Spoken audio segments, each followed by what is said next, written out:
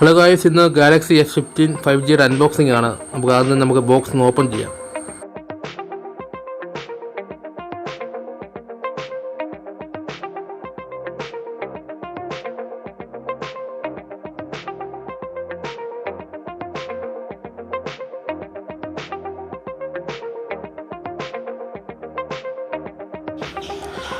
ഇതിൽ എന്തൊക്കെയുള്ളതെന്ന് വെച്ചാൽ ഇതിനോട് ഒരു വാറണ്ടി പേപ്പറും മെനു കാർഡും വേണ്ട. സെക്കൻഡ് ഇതിനകത്ത് ഉള്ളതെന്ന് വെച്ചാൽ ഒരു C2C ടൈപ്പ് കേബിളാണ്.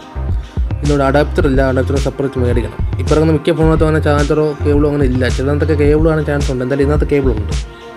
ഇനി നമുക്ക് നേരെ ഫോണിലേക്ക് തന്നെ വരാം.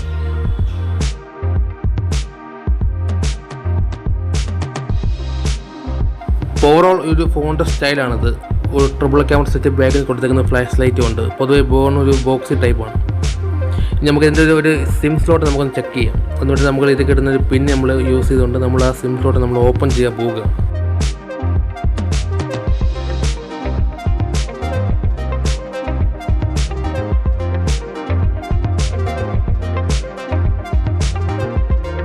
അപ്പോൾ ഇത് കൊടുത്തേക്കുന്ന ഒരു ഹൈപ്പറിൻ സിം സ്ലോട്ടാണ്. അതായത് ഒരേ നിമിഷം നമുക്ക് 2 നാനോ സിമ്മുകൾ യൂസ് ചെയ്യാം, അല്ലെങ്കിൽ ഒരു നാനോ സിമ്മും ഒരു മെമ്പർക്കാണ് യൂസ് ചെയ്യുക. അങ്ങനെയാണ് ഇത് ഡിസൈൻ ചെയ്തേക്കുന്നത്.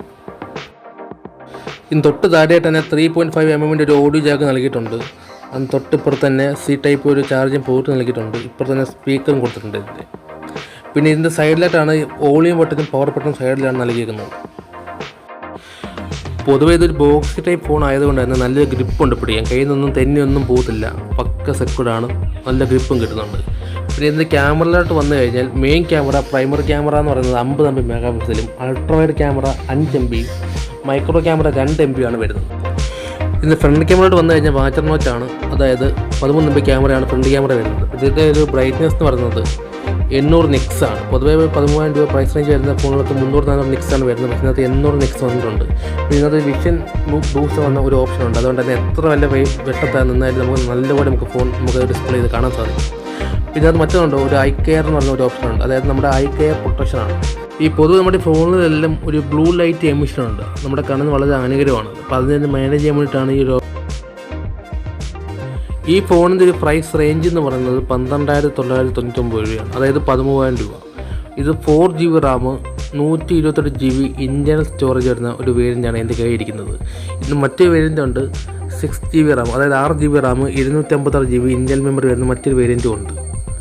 ഇതിൻ്റെ മറ്റൊരു കിടില ഹൈലൈറ്റ് ആണ് റാം പ്ലസ് എന്ന് പറയുന്നത്. അതായത് നമ്മുടെ റാമിനെ നമുക്ക് എക്സ്പാൻഡ് ചെയ്യാൻ സാധിക്കും. അതായത് ഇപ്പോൾ 4GB റാമാണ്, നമുക്കൊരു 2GB വേണമെങ്കിൽ നമുക്ക് എക്സ്പാൻഡ് ചെയ്യിക്കാം. അതായത് നമ്മൾ 4 കൊടുക്കാമെങ്കിൽ നമുക്ക് 8GB നമുക്ക് എക്സ്പാൻഡ് ചെയ്യാൻ സാധിക്കുന്ന ഒരു സൗകര്യം ഇത് നൽകിയിട്ടുണ്ട്. അടുത്തത് ഇതിൻ്റെ ബാറ്ററി കപ്പാസിറ്റിയാണ്. അതായത് 6000 mAh ആണ് ഇതിൻ്റെ ബാറ്ററി കപ്പാസിറ്റി എന്ന് പറയുന്നത്. അതിൻ്റെ ഒരു ചെറിയ വെയിറ്റ് ഇതിനകത്ത് അനുഭവപ്പെടാറുണ്ട്. പിന്നെ ഇതിലെ പ്രൊസസ്സർ ഏതാണെന്ന് വെച്ചാൽ മീഡിയടെക്കിൻ്റെ 6100+ 5G പ്രൊസസ്സറാണ് നൽകിയിരിക്കുന്നത്. വളരെ സ്ട്രോങ് പ്രൊസസ്സറാണ്. അടുത്തതായിട്ട് ഇതിനകത്ത് വ്യത്യസ്ത തരം 13 5G ബാൻഡുകൾ സപ്പോർട്ട് ചെയ്യുന്നുണ്ട്. അതുകൊണ്ട് തന്നെ നമുക്ക് വിദേശ രാജ്യങ്ങൾ വേണമെങ്കിൽ നമുക്ക് ഫോൺ കൊണ്ടുപോകാം. അപ്പോൾ അവിടുത്തെ മിക്ക 5Gകൾ നമ്മുടെ ഫോണിൽ സപ്പോർട്ട് ആവുകയും ചെയ്യും. ഏറ്റവും എടുത്തു കണ്ടൊരു കാര്യമാണ് ഇതിൻ്റെ ഡിസ്പ്ലേ എന്ന് പറയുന്നത്. അതായത് സൂപ്പർ AMOLED ഡിസ്പ്ലേ ആണ് ഇത് കമ്പനി നൽകിയിരിക്കുന്നത്. അതായത് 13,000 റേഞ്ച് വരുന്ന ഇത്തരം ഫോണുകളിലൊക്കെ ഈ AMOLED ഡിസ്പ്ലേ വളരെ റെയറാണ്. പക്ഷേ ഈ ഫോണിനകത്ത് അതുണ്ട്. അതാണ് ഏറ്റവും ഒരു ഹൈലൈറ്റ് എന്ന് പറയുന്നത്.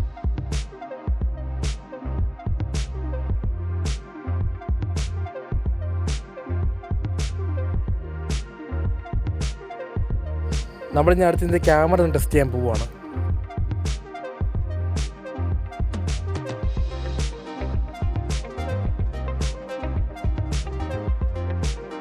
ഇനി അടുത്തൊരു ക്യാമറ ഫീച്ചറാണ് കാണിക്കുന്നത്. അതിനായിട്ട് നമ്മൾ മോർ ഓപ്ഷൻ എടുക്കുക. അതിനകത്ത് രണ്ടാമത്തെ ഓപ്ഷൻ പനോരമ പറയുന്ന ഒരു ഓപ്ഷൻ ഉണ്ട്. അത് നമ്മൾ ക്ലിക്ക് ചെയ്യുക.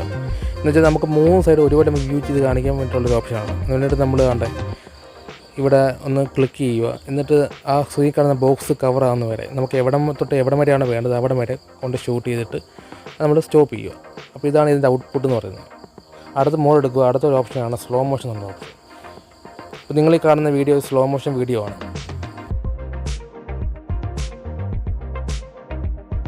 ഇത് full HD 1080p 30 frame per second എടുത്തുള്ള വീഡിയോ ആണ്. വീഡിയോയ്ക്ക് അത് വീഡിയോ സ്റ്റെബിലൈസേഷൻ നൽകിയിട്ടുണ്ട്. അപ്പോൾ തരക്കേടില്ലാത്ത സ്റ്റെബിലൈസേഷൻ നമുക്ക് ഇതിൽ നിന്ന് കിട്ടുന്നുണ്ട്. ഫ്രണ്ട് ക്യാമറയ്ക്കകത്ത് വീഡിയോ റെസൊല്യൂഷൻ സെയിം ആണ്, പക്ഷേ വീഡിയോ സ്റ്റെബിലൈസേഷൻ നൽകിയിട്ടില്ല. എന്തായാലും ഒരു 13,000 രൂപ സംതിങ്ങിൽ കിട്ടാവുന്ന ഏറ്റവും നല്ലൊരു ഫോൺ തന്നെയാണെന്നാണ് എൻ്റെ ഒരു ഒപ്പീനിയൻ. കാരണം വെച്ചാൽ ഈ റേറ്റിൽ AMOLED ഡിസ്പ്ലേ കിട്ടുന്നതാണ് ഏറ്റവും വലിയൊരു കാര്യം എന്ന് പറയുന്നത്. പിന്നെ അത്യാവശ്യം നല്ല എല്ലാ ഫീച്ചേഴ്സും ഇതിൽ നൽകിയിട്ടുണ്ട്, അതൊരു അഡ്വാൻറ്റേജ് ആണ്.